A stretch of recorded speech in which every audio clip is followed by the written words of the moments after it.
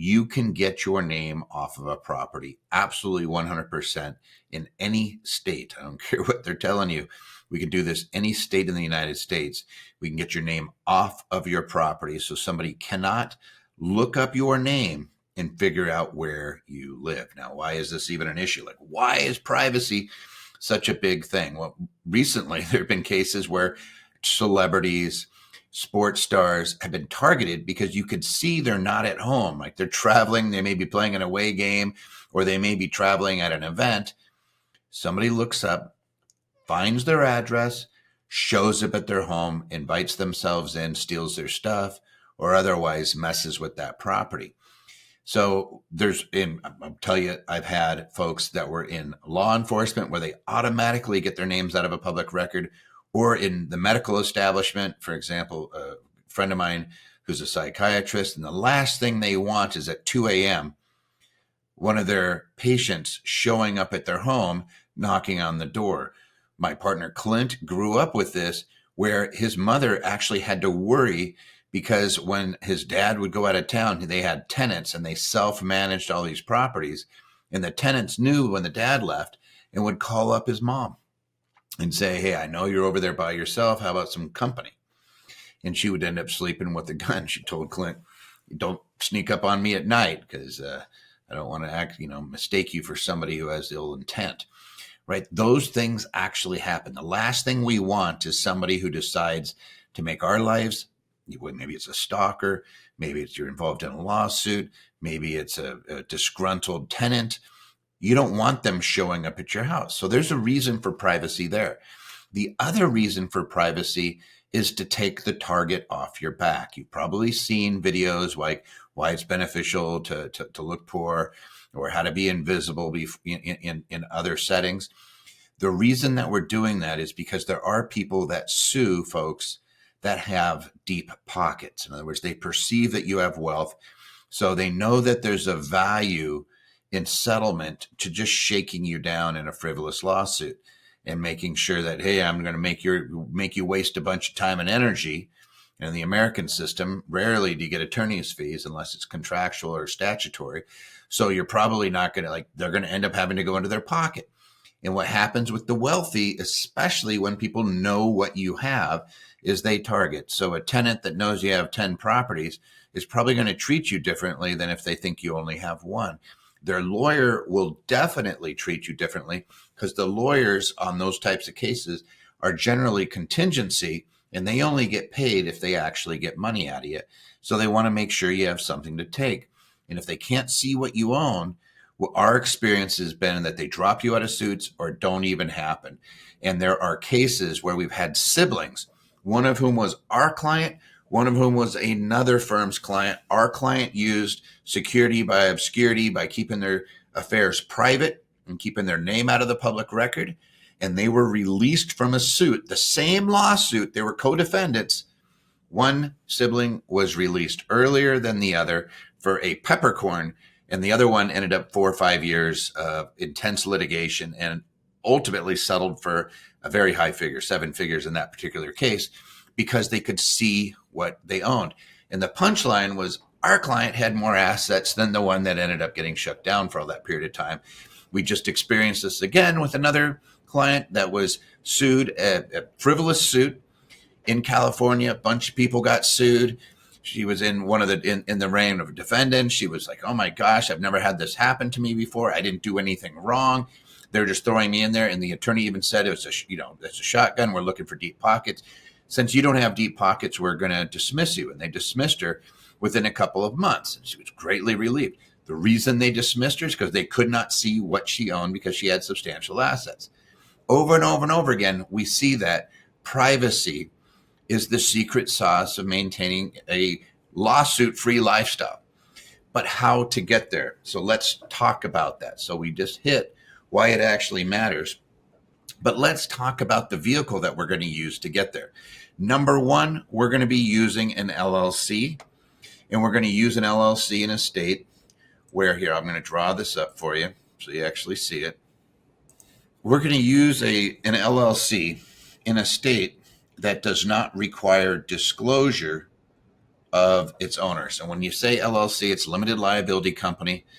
It's a creature of a state law. All states in the United States have a statute that allows the creation of the LLC.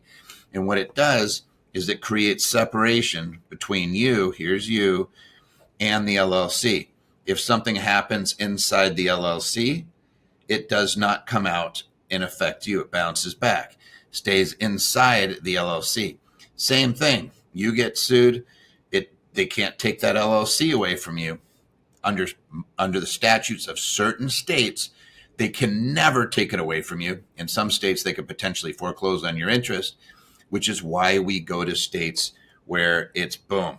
If you have your personal realm, it stays inside your personal realm. The business realm stays inside the business. We do not want them going like this, coming and taking your LLC. We want to make sure that doesn't happen, and we want to make sure this doesn't happen, that they don't take your assets. And you're saying, what assets do I have? If you have cash, you have your cars, you have a house, you have other assets that they can foreclose on and try to take, then you have exposure. We don't want them. We're garnishing your wages. You have W-2. Maybe you have 1099 income from a side gig that you're doing or your business. We don't want a occurrence inside of an LLC. Let's say you have a rental property. We don't want that to bleed over and for them to walk into your personal realm to take your stuff. We want to isolate it. And that's what that LLC does. It creates separation between you over here and the business over here. And that means that you're responsible for your stuff. The business is responsible for its stuff. And so if you're running a business, make sure that you're using a vehicle like an LLC. In the situation of real estate, we like it because real estate, just owning it, comes with liability, right? If you have somebody falls on that property, trip and fall, you lease it to a tenant, and they invite people over who fall down the stairs, you get sued as the landlord. There's certain things you just can't do anything about. So you try to carry insurance, but insurance knows here's the things that cause us big liability, and they create exceptions for it. So, for example, mold or other types of suits where they can push the liability back over the landlord. You want to make sure that they never get out of that box, that they're stuck inside that LLC. They can get the equity in that home only, which then let's strip the equity out. For real estate, there's a unique entity that we like to use called a land trust. And we use this entity because for title purposes, we can take one more step away from disclosure. We don't even have the LLC on the property now. And I'll show you how it works. In a land trust, there's really three parties that you worry about that exists. It's kind of a triangle. You have the beneficiary who gets to right to the rents, the right to occupy the property. They have the stuff that's really valuable. You have the trustee who's on title. They are only on title. And you have the grantor, the person who gave the asset to the trust. In a public record, the only thing listed is the trustee. And I can already hear you people in Arizona going, no, we have to list. You don't. Who's gonna sue you, right? I don't have to list it. The beneficiary does not have to be listed. I could also use an LLC, but long and short of it is you could do this in any state in the union. Every state recognizes trust. There are certain states that have statutes on it. Every state recognizes trust. So I use living trust all throughout. This is just a grantor trust, plain garden variety trust, but we're using it for privacy. How do we do that? Because the trustee's listed. You say, but Toby, what if Toby's the trustee, he's listed? Correct. We don't use Toby as the trustee. Who might we use as a trustee that's not listed in a public database? Oh, maybe we're going to use our friend Wyoming LLC as the trustee. Voila. You could now have ownership of a piece of property with your name not on it. Could you do this with your house? Yes. It's a very specific type of trust called a personal residence privacy trust.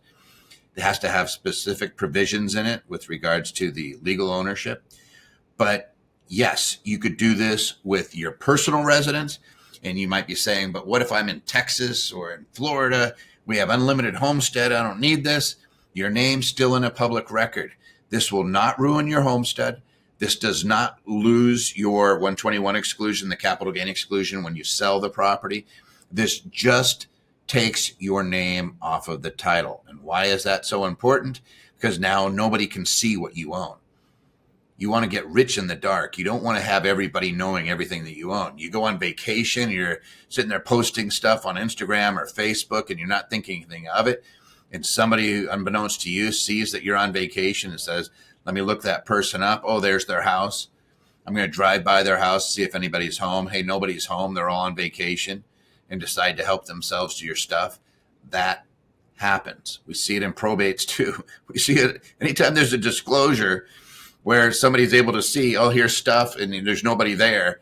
They help themselves. So we are really strong advocates for maintaining privacy for your personal affairs and for your business affairs, and especially for real estate, so people can't see what it is that you own. We want to make sure that they can't see what it is that you own and target you as a reason because you own those things. We want to keep you out of that public record. We may not want the world to know. Let's say that you have an LLC that you have 3 properties. So we have 1, 2, 3 Main, 4, 5, 6 South, 7, 8, 9 North Street. We'll just call those all street. And let's say that you went to a typical lawyer and they said, let's just put an LLC together. Then if something happened on North Street and you had a angry tenant who falls down and gets hurt, they would see this, and they would see 1, 2, 3 Main Street and 4, 5, 6 South Street, and they could attach all of those. That's a problem. So a lot of lawyers will say, well, then let's create separate LLCs. Great idea. Now they're in the LLC name and we don't have privacy. Well, okay, so then I could add Wyoming LLC as the owner. Okay, that's getting better. But now that Wyoming LLC is listed on each property. So what's our solution? Here's an easy one. You create your LLCs, but the name on the property is going to be the trustee of that trust in that land trust. In each property, so for example, 1, 2, 3 Main Street is going to be 1, 2, 3 Main Street Trust by its trustee. And let's just say we call it Nothing. We name an LLC Nothing LLC. Who owns it? Nothing. Or make it Nobody. Nobody LLC, right? Well, then we do the same thing with 4, 5, 6 South Street. It would be the 4, 5, 6 South Street Trust by its trustee, Nothing LLC. You see the same thing with North Street. They're in different names. They're not in the LLC name. We could call these LLCs whatever you want to call them. You could call it, Green Frog, Red Toad, Blue Rabbit, whatever, pick some anonymous names, right? LLC. Those are the beneficiaries of that trust. So the liability is still protected in each one of these. Now, if your head is spinning or you're saying, geez, how do I implement this? If you would like a free consultation with an expert on this, all you have to do is put strategy into the comments below. Just type in strategy and we'll send you a link so you can set up a time to talk to a professional who could look at your situation, because all states are a little bit different. We want to make sure it's tweaked to work for you.